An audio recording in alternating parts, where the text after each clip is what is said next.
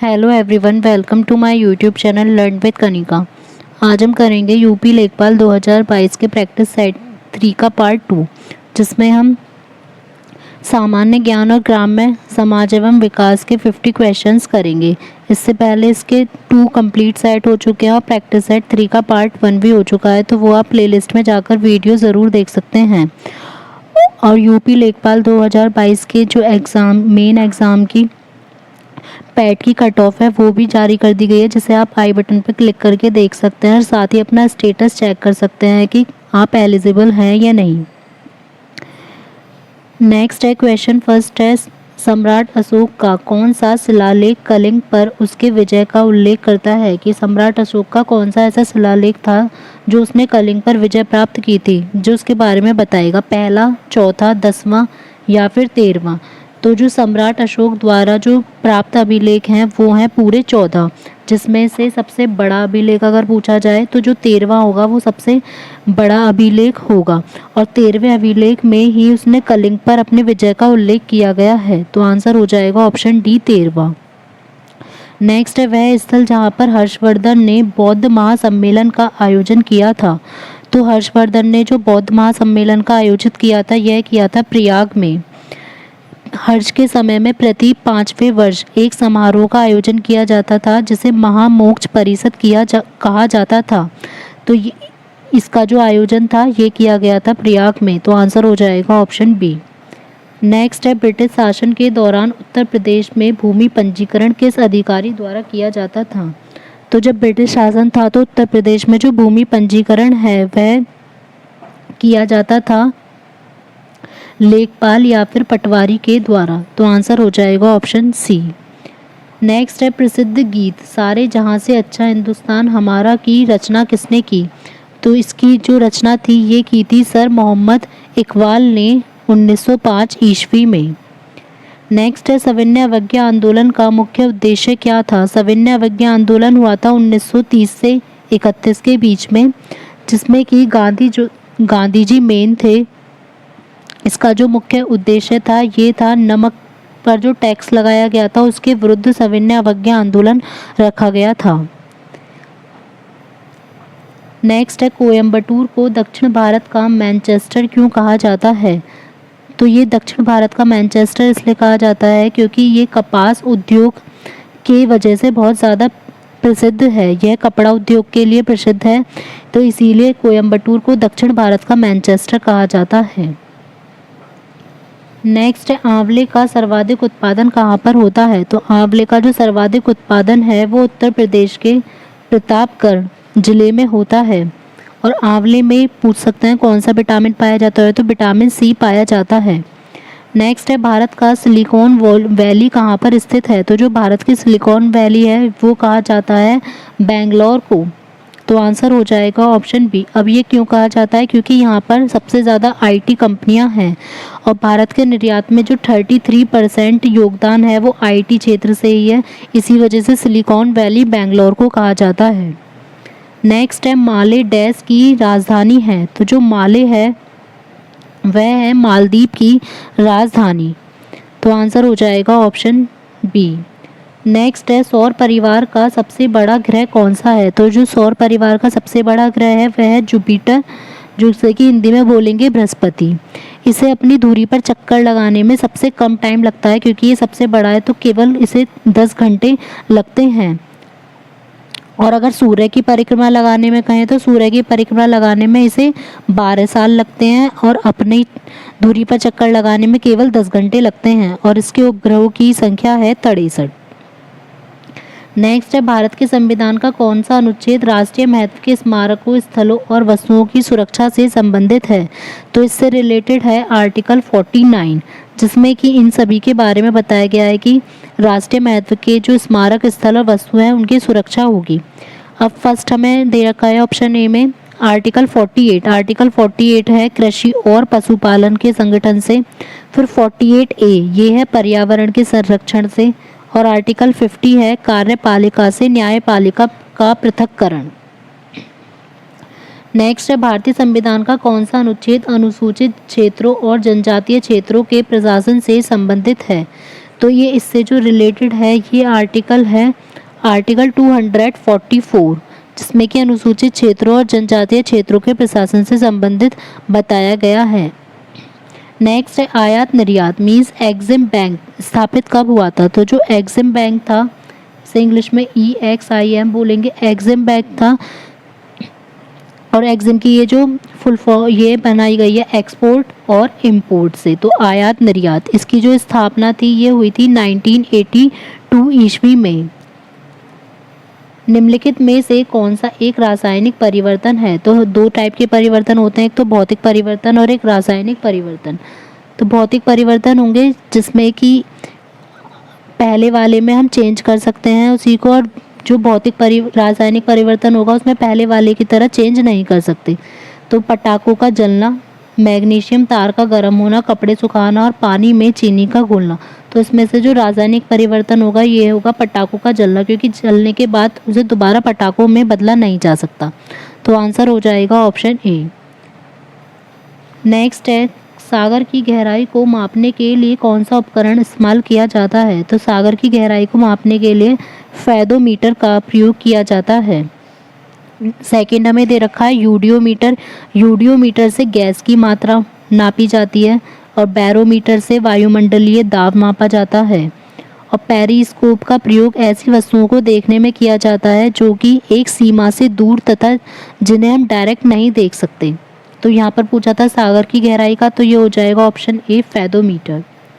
Electron की खोज का श्रेय किसको जाता है? तो जो इलेक्ट्रॉन की खोज थी ये की थी जे थॉमसन ने। ई गोल्डस्टीन ने की थी प्रोटॉन की खोज, और जेम्स चैडविक ने की थी न्यूट्रॉन की खोज, और रदरफोर्ड ने की थी नाभिक की खोज।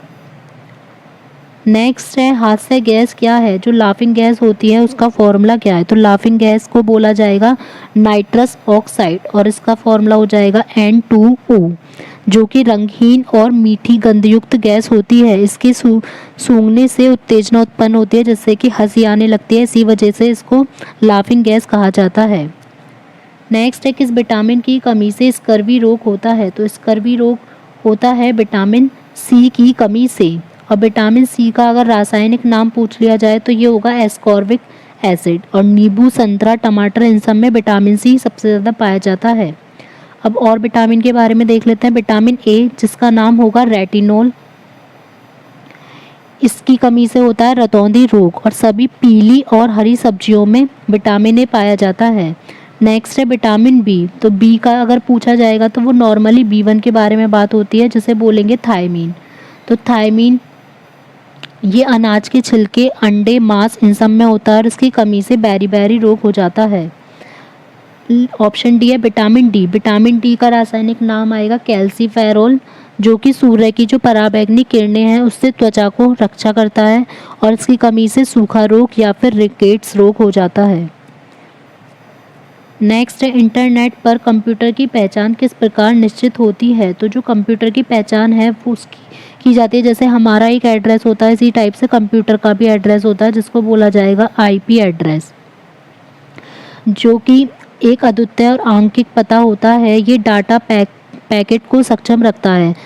और IP जो एड्रेस है उसको 4 अलग अलग भागों में बटा हुआ होता है, जो कि एक पॉइंट से अलग किया जाता है। नेक्स्ट है उत्तर प्रदेश में वह कौन सा एकमात्र क्षेत्र है जहां तावा पाया जाता है? तो उत्तर प्रदेश का जो क्षेत्र है वह है ललितपुर, जिसमें कि तांबा पाया जाता है। तो आंसर हो जाएगा ऑप्शन सी। भारतीय साग भाजी अनुसंधान संस्थान कहाँ पर स्थित है? तो भारतीय साग भाजी अनुसंधान स्थित है वाराणसी में। नेक्स्ट है अप्रैल दिसंबर 2020 के दौरान केंद्र सरकार के पूंजीगत व्यय में कितनी % की वृद्धि दर्ज की गई?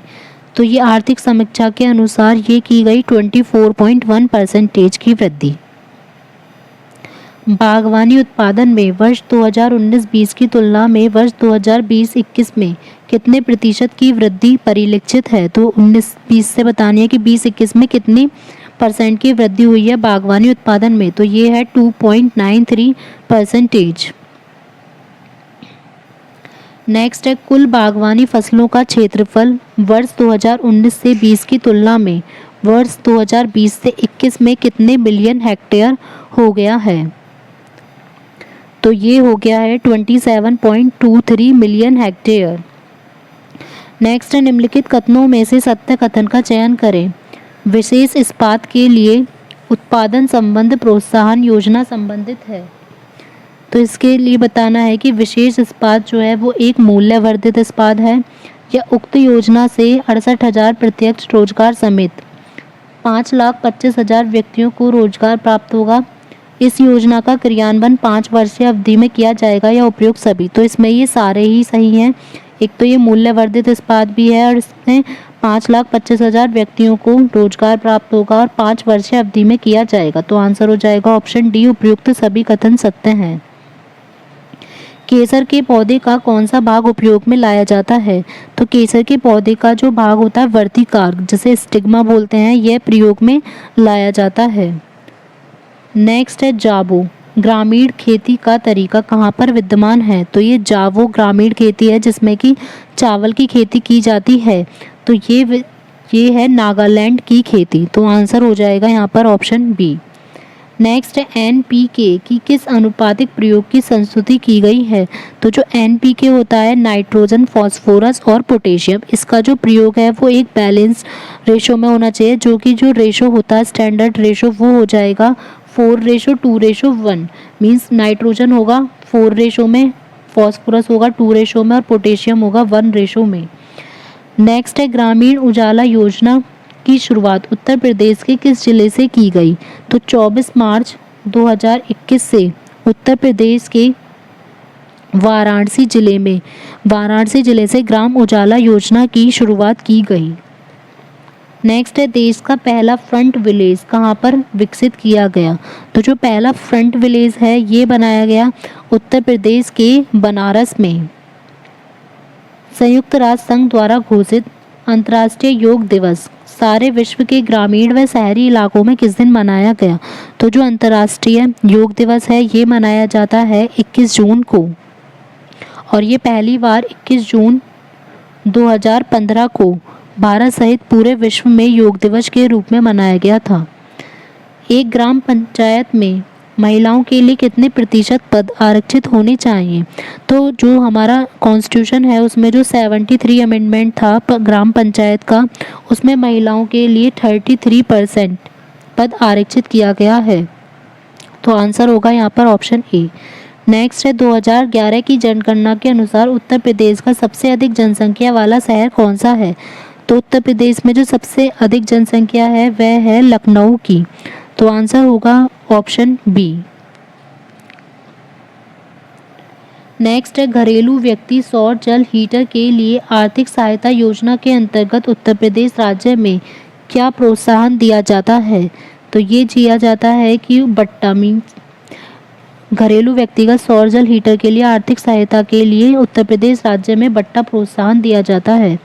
नेक्स्ट है पूसा बोल्ट किस्म है। जो पूसा बोल्ट है ये किसकी एक प्रजाति है? तो ये है सरसों की प्रजाति।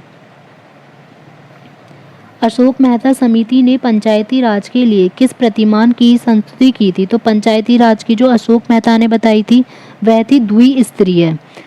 जो इसकी इन्होंने जो अपनी रिपोर्ट थी वो अगस्त 1978 ईस्वी में दी थी, और जो बलवंत राय मेहता की समिति थी उन्होंने बताई थी त्रिस्तरीय पंचायती राज व्यवस्था। नेक्स्ट है संविधान के 73वें संशोधन अधिनियम 1992 के अंतर्गत पंचायती राज व्यवस्था निम्न में से किस राज्य पर लागू नहीं होगी? तो इनमें कुछ राज्य ऐसे हैं जिन पर लागू नहीं होगी, तो वो हैं नागालैंड, मेघालय और मिजोरम। और ये पूछ लिया जाता है सबसे पहले जो पंचायती राज व्यवस्था थी वो कहाँ पर लागू की गई थी? तो राजस्थान के नागौर जिले में। नेक्स्ट है भारत में पंचायती राज प्रतिनिधित्व करता है तो उसमें शक्तियों का विकेंद्रीकरण भी होता है, लोगों की हिस्सेदारी भी होती है और सामुदायिक विकास भी। तो आंसर होगा ऑप्शन डी, ये सभी। नेक्स्ट है निम्नलिखित में से कौन सा कार्य स्थानीय स्वशासन के अधिकार क्षेत्र में नहीं आता है? तो पहले देख लेते हैं कि कौन कौन से आते हैं। इसमें सार्वजनिक स्वास्थ्य भी आता है, स्वच्छता भी आती है और जन उपयोगी सेवा भी। लेकिन जो सार्वजनिक अनुशासन का रखरखाव है यह स्थानीय स्वशासन के अधिकार क्षेत्र में नहीं आता। तो आंसर होगा ऑप्शन डी।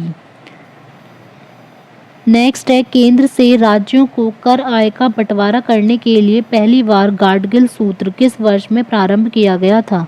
तो जो केंद्र से राज्यों को जो टैक्स का बंटवारा करने के लिए पहली बार जो गाडगिल फॉर्मूला था, ये 1969 से 70 में पांचवें जो वित्त आयोग के अध्यक्ष थे D.R. गाडगिल, इन्होंने एक फॉर्मूला तैयार किया था। नेक्स्ट है, निम्नलिखित में से कौन सी संविधान नेतर संस्था है जो कि जिसका उल्लेख संविधान में नहीं हो? संघ लोक सेवा आयोग, इसका उल्लेख संविधान में है जिसका प्रावधान आर्टिकल 315 में बताया गया है। वित्त आयोग का भी संविधान में है, वित्त आयोग के बारे में आर्टिकल 280 में बताया गया है और चुनाव आयोग के बारे में आर्टिकल 324 में बताया गया है। लेकिन जो योजना आयोग है यह संविधानेतर निकाय है जो कि संविधान द्वारा नहीं बनाई गई है और 1 जनवरी 2015 को योजना आयोग को नीति आयोग से प्रतिस्थापित कर दिया गया है और इसके अध्यक्ष होते हैं प्रधानमंत्री। नेक्स्ट है, निम्नलिखित में से किस समिति ने भारत में कृषि जोत कर का सुझाव दिया था? तो कृषि जोत कर का जो सुझाव था वो दिया था 1972 ईस्वी में राज समिति ने। तो आंसर होगा ऑप्शन ए। हरित क्रांति का सबसे अधिक प्रभाव महसूस किया गया किस चीज़ के उत्पादन में? तो भारत में जो हरित क्रांति थी, ग्रीन रिवॉल्यूशन, इसकी शुरुआत हुई थी 1966 से 67 में और जो भारत में हरित क्रांति के प्रणेता थे ये थे डॉक्टर M.S. स्वामीनाथन। जो इसका सबसे मेन प्रभाव था वो गेहूं के उत्पादन में देखा गया। तो आंसर हो जाएगा ऑप्शन ए। निम्नलिखित में से कौन फसलों के न्यूनतम समर्थन मूल्य जो MSP होता है निर्धारण संबंधी संस्तुति करता है? तो कृषि लागत एवं कीमत आयोग जो होती है, तो आंसर है ऑप्शन सी, कृषि लागत एवं कीमत आयोग। ये फसलों के न्यूनतम समर्थन मूल्य के बारे में बताता है। इसकी जो स्थापना थी, पहले इसको नाम जाना जाता था कृषि मूल्य आयोग से, इसकी स्थापना की गई थी 1965 में। बाद में 1985 में इसका नाम बदलकर कृषि लागत एवं कीमत आयोग कर दिया गया। निम्नलिखित में से एक भारतीय कृषि की विशेषता कौन सी नहीं है? तो भारतीय कृषि की प्रकृति पर अधिक निर्भरता है, उत्पादकता का निम्न स्तर है, फसलों की विविधता है, लेकिन बड़े खेतों की प्रधानता यह भारतीय कृषि की विशेषता नहीं है। प्रधानमंत्री उज्ज्वल योजना के संदर्भ में निम्नलिखित कथनों पर विचार कीजिए। तो यह योजना ग्रामीण गरीब महिलाओं के लिए है। तो प्रधानमंत्री उज्ज्वल योजना का जो उद्देश्य था मेन, वो BPL बिलो पॉवर्टी लाइन यानी गरीबी रेखा से नीचे जो भी परिवार हैं उनकी महिलाओं को निःशुल्क LPG कनेक्शन देकर उन्हें स्वच्छ ईंधन उपलब्ध कराना था, जिसकी जो शुरुआत थी वो 1 मई 2016 को उत्तर प्रदेश के बलिया जिले से शुरू की गई थी। फिर इसका 2.0 का उद्घाटन भी किया गया है जो कि उत्तर प्रदेश के महोबा जिले से किया गया 10 अगस्त 2021 को। तो इसमें केवल ग्रामीण नहीं होंगे, शहरी व ग्रामीण दोनों ही होंगे। गरीब तो है लेकिन केवल ग्रामीण नहीं होगा। तो ऑप्शन ए हमारा हो जाएगा रॉन्ग। सेकंड है, इस योजना का उद्देश्य BPL परिवारों को स्वच्छ ईंधन उपलब्ध कराना है। तो ये है हमारा बिल्कुल ठीक ऑप्शन 2। तो आंसर यहाँ पर आएगा कि डी, केवल 2 सही है। नेक्स्ट है, सूची फर्स्ट को सेकंड से मैच कीजिए। सूची फर्स्ट में यहाँ रोज योजनाएं दी गई हैं और कौन किससे रिलेटेड है सूची सेकंड में। फर्स्ट है स्वजल धारा योजना। स्वजल धारा योजना शुरू की गई थी 2002 में, जो कि संबंधित है ग्रामीण जल पूर्ति से। तो जल है तो यहाँ पर जल से ही होगी, तो ऑप्शन ए का हो जाएगा हमारा 2।